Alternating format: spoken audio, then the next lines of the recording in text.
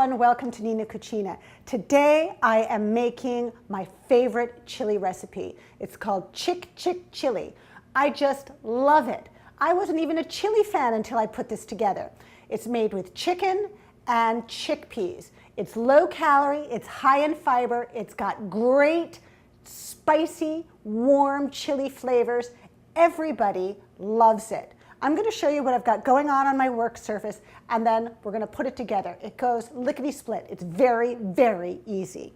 Now, let's start with our spices. We've got a little sea salt going on, and we've got chili spices. I always make my own spice mixtures, and the reason that I do that is a lot of the supermarket spices that are mixtures like chili powder have a chemical in them called silicone dioxide, and it's to keep the spice free-flowing. I don't want any of those chemicals in my food, so I do it myself. It's very simple. We have some garlic powder, a little bit of dried oregano, some chipotle. Chipotle is a smoked jalapeno pepper. It's got wonderful smoky overtones and a good bit of kick. We've got some cumin and some smoked paprika. Now I use smoked paprika as opposed to the sweet paprika to bring up the smokiness of both the cumin and the chipotle. It's a wonderful combination. Now, here we have the actual chili ingredients. Now, I've got a couple of pounds of chicken thighs. Now, what I've done here is I just slice them up, and then I put them in the food processor, and I just pulse them to give me this nice sort of gruff grind of chicken. You can certainly use just regular old ground chicken if you wish, but I think that doing it this way gives the chili a whole lot more body and texture. Then we have about 6 cups of chopped tomatoes.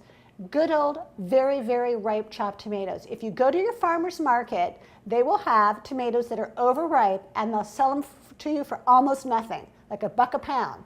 That's what you look for, because they don't have to be pretty, they just have to be ripe and sweet. I've got a couple of different peppers. A red pepper, which I've left whole because I'm going to show you exactly how to cut one up, just in case you've forgotten, and a green pepper, some sliced carrots, chopped onions, a couple of large ones, and some good old canned chickpeas and cilantro. This cilantro is going to give it that nice Mexican green flavor. So let's get started. We're going to start by making our chili powder. This is how tough it is. I'm going to take all my little bowls of spices and just dump them into this bigger bowl. And I'm just going to take my mini whisk and whisk it together. It's that simple. You can even do this with a fork, but I love these little whisks. Now, that's perfect.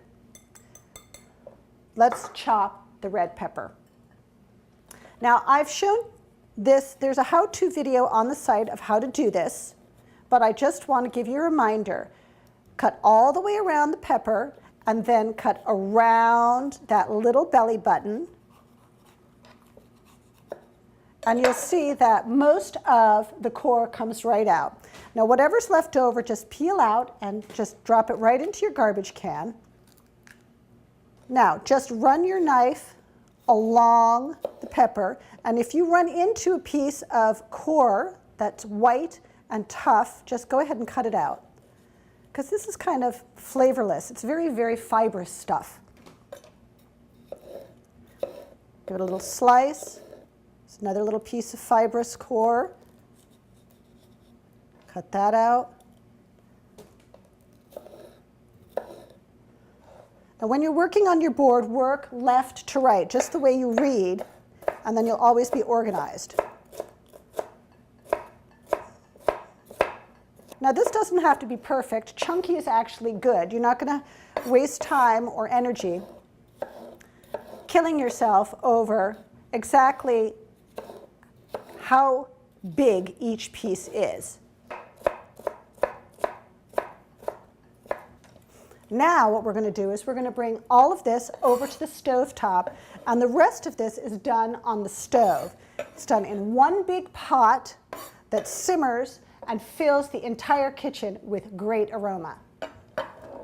All right, now everything is going to happen from here on out on this stove just about. Now I have preheated my pot over about medium-high heat, And you're going to know when your pot is ready when you place your hand about an inch above the pan surface and you can feel the heat radiating up from the pan. That's what you want. Now I'm going to add my oil. I'm adding just a couple of tablespoons, 2 to 3 of the pot, and I'm going to start with my chicken. Just go ahead and pour the chicken in. It'll be clumpy at first, but that's all right. You're going to break it up. Spread it around your pan. Kind of even it all out. Then what I'm going to do is I'm going to add a little bit of the spice.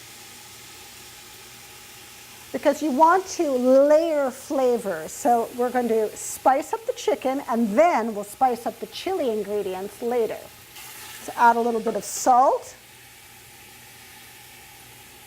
Just about a half a teaspoon to the chicken and just stir that around. You want to kind of break up the chicken pieces because they will stick together. It'll act just like a burger. And once you get everything all broken up, just cover it for about 5 minutes and it'll cook the chicken all the way through. You want to make sure that you do that because you want to drain the fat off of the chicken thighs. Now these are very well trimmed. My butcher trimmed them for me, then I trimmed them again before I chopped them in the food processor. But still, chicken thighs are a fattier part of the bird. So you want to get all of that out. Now I like using thighs for this because thigh meat is a lot more moist for exactly that reason, because of all that fat. But I want to start with and end with the 3 tablespoons of oil that I began with.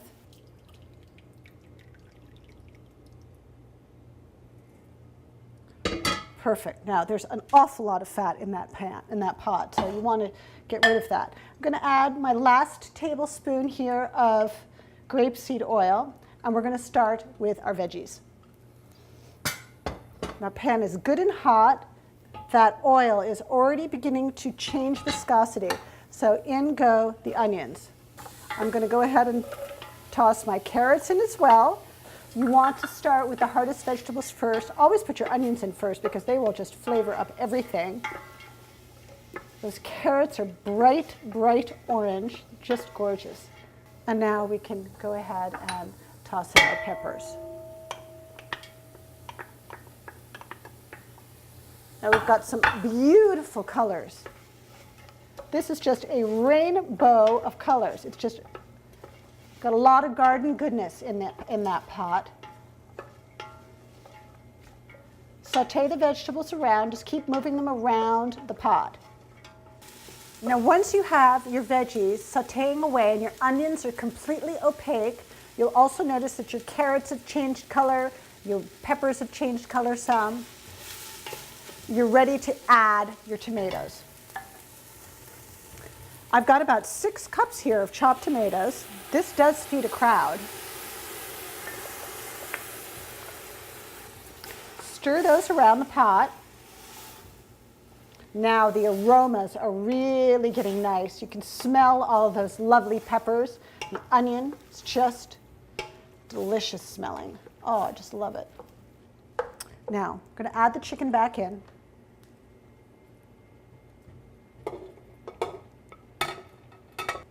And stir that around the pot.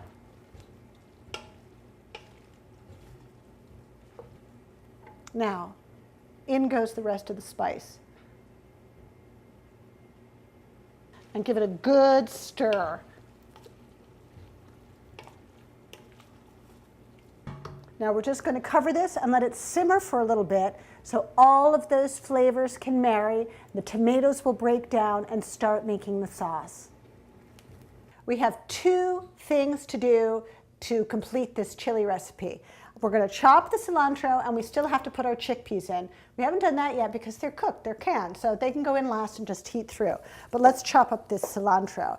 Now look at that, that is just real live food. Look at how beautiful that is. Beautiful and green. Ah, nice and fragrant. Oh, yummy. Now there's a really easy way to do this. You're just going to scrape with your knife. Got to have a very sharp knife. Sharp knives are important. So break down and buy yourself a present. Get yourself a really good knife. One big bunch of cilantro like this chops to about 1/2 cup, and that's what you want. Just give that a quick chop through.